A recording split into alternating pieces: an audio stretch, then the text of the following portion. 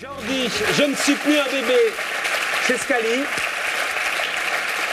Et alors, le livre était quasiment écrit, Jordi, avant que vous ne découvriez, 3 jours après avoir fêté vos 18 ans, le 17 janvier dernier, que sur votre compte en banque, vous n'aviez plus rien. Comment ça s'est passé, Jordi? J'ai eu rendez-vous avec l'administrateur ad hoc pour qu'il me remette Ad-hoc, c'est pas son nom, hein, c'est l'administrateur. Non, l'administrateur ad hoc qui s'occupait de mes comptes, en fait. Il m'a remis les dossiers et j'ai vu nettement que j'avais pas eu ce que je devais avoir. C'est quoi ce que vous deviez avoir? Est-ce qu'on estime le... C'était, je vais parler en euros, hein, c'était entre 1 million et 1 500 000 euros sans les intérêts sur 14 ans, quoi. Donc autour de 10 millions de francs. Voilà, vous deviez récupérer pour 10 millions de francs et finalement c'est parti en fumée. Il n'y a plus rien sur votre compte. J'ai pas eu mes royalties d'artiste, j'ai eu 2 cachets pour les fixations de l'album, enfin pour les 2 albums en fait, mais c'est rien, quoi. Donc il reste combien sur le compte de Jordi aujourd'hui? Sur le...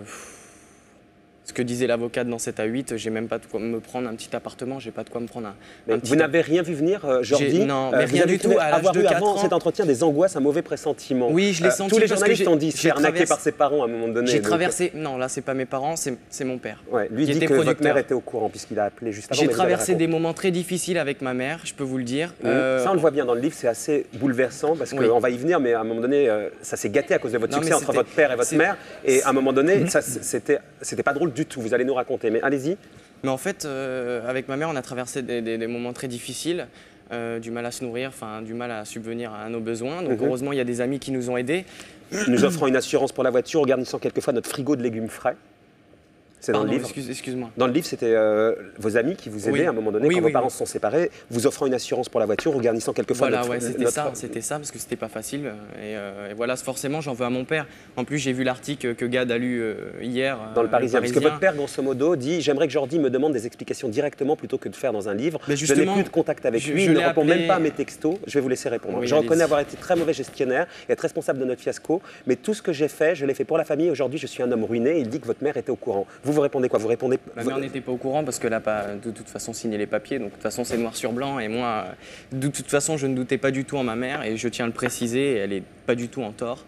Elle m'a éduqué, elle m'a appris ce qu'elle devait m'apprendre et je la remercie aujourd'hui parce que c'est grâce à elle. Je pensais que quand un enfant travaillait, il fallait 80% de la somme, 90% de la somme devait être bloquée jusqu'à... À la caisse des dépôts jusqu'à sa majorité. Il faut que ça aille sur le compte en fait. Et donc votre père, en fait, comment ça s'est concrètement, pour qu'on comprenne, qu'est-ce qui s'est passé que cet argent-là, ce 1,5 million d'euros ne soit pas allé sur le compte? Il y avait une société de production qui s'appelait Claude Lemoine Production, donc une société du nom de votre père? Au nom de mon père.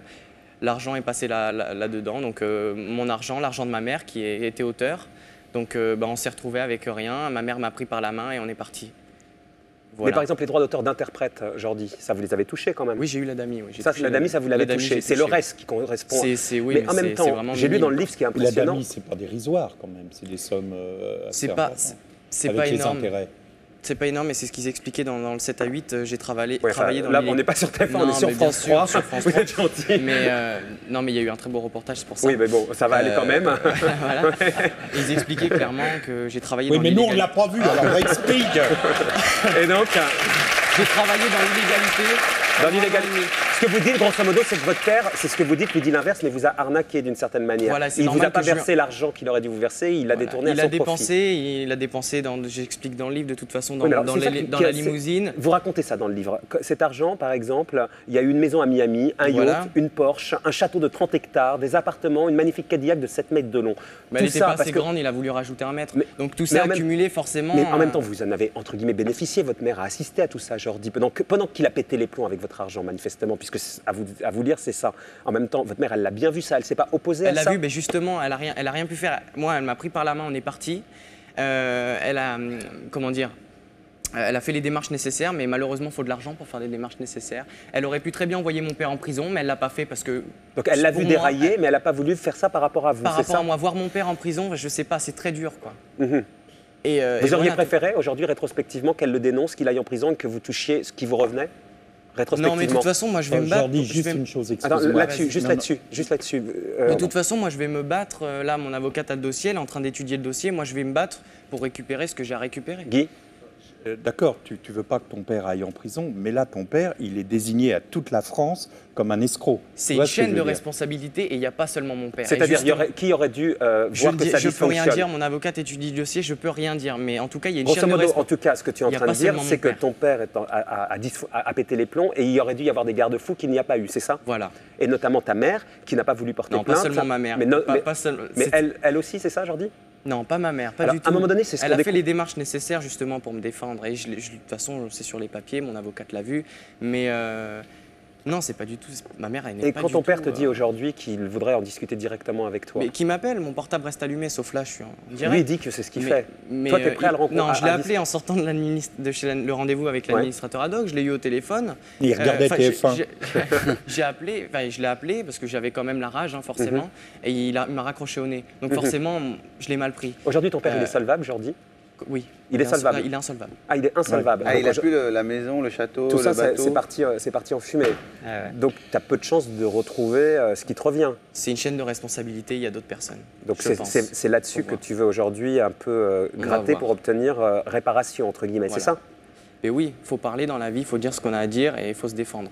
Alors, en même temps, on comprend dans le livre que tu as été t'as été pris en otage par tes parents à un moment donné, quand ça a commencé parce que bon, il y a eu, dans le livre, j'explique clairement, mais il y a eu la tournée mondiale, c'était magique, quoi. Je préfère avoir fait une tournée mondiale avec ma famille plutôt que d'être emmené à la crèche tous les matins. C'est sûr, mais à un moment donné, tu racontes que par exemple, quand Sony a refusé de signer un album, ton père l'a absolument mal pris et tu écris qu'il se servait de toi pour faire revenir ta mère, pour lui faire du chantage affectif parce qu'elle voyait bien que ça dysfonctionnait et elle était partie. Oui, la séparation a été très douloureuse. Donc, avant mon succès, mes parents étaient heureux, inséparables, soudés, perdument amoureux. Ce sont mes tubes, ma tournée mondiale, l'enthousiasme du public qui ont précipité leur séparation brutale. C'est ça ce que tu racontes aujourd'hui.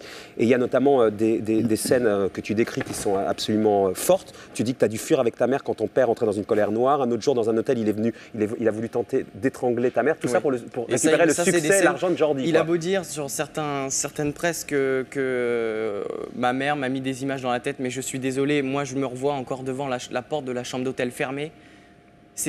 Et ma mère criait, c'est des scènes qu'on n'oublie pas. Ça, on pourra. Enfin, j'ai pas du tout été manipulé. On voit bien que ce que tu as vécu, est-ce que tu regrettes finalement d'avoir eu tout ce succès, entre guillemets, pour en même temps avoir vu le couple, avoir tes parents se séparer? C'était une bonne expérience et ce qui ne tue pas nous rend plus fort. C'est ce que je disais à la dernière émission que j'avais faite avec vous. C'est vrai, je regrette en rien tout ce que j'ai vécu. Malgré le divorce de tes parents, malgré le fait qu'aujourd'hui ils s'entre-déchirent, malgré tout ça. Je me sens plus fort et je vais me battre maintenant pour imposer ma musique et me donner les moyens de réussir dans la musique parce que c'est réellement ma passion. On a beau dire ce qu'on veut, mais moi je vais me battre pour imposer ma musique. Ça marche comment? Tu es venu parler du single la dernière fois, ça marche comment? Ça marche normal, enfin moi je suis plutôt content, ça se passe bien pour l'instant. Ça se passe bien. Je croise les doigts. Tu es bien entouré, tu as quelqu'un qui fait attention à tes comptes, tu vas pas te faire arnaquer une deuxième fois? Non, je suis bien entouré. Son oncle, non. Non, je suis très bien entouré. On en écoute un peu de la musique, histoire de remplir ton compte en banque et que ça redémarre pour une deuxième vie pour toi? Surtout pour me faire plaisir et dire des choses dans mes textes et exprimer, dire ce que j'ai à dire tout simplement et faut dire ce qu'on a à dire, comme tous les manifestants, enfin toutes les personnes qui manifestent contre le CPE. Ils ont raison, je sais pas, faut dire ce qu'on a à dire, voilà, tout simplement. Allez, on écoute la musique. Je prends ma guitare et je plaque des accords pour mettre du bleu dans ton cœur et te donner de l'espoir. Tu sais, c'est toujours le jour qu'on écrit l'histoire. Si tu veux le demander, je te dirai ce que j'ai appris de ma vie. Je t'aimerai. Ouais, Jordi. Il y a quand même des bonnes choses, des bons souvenirs.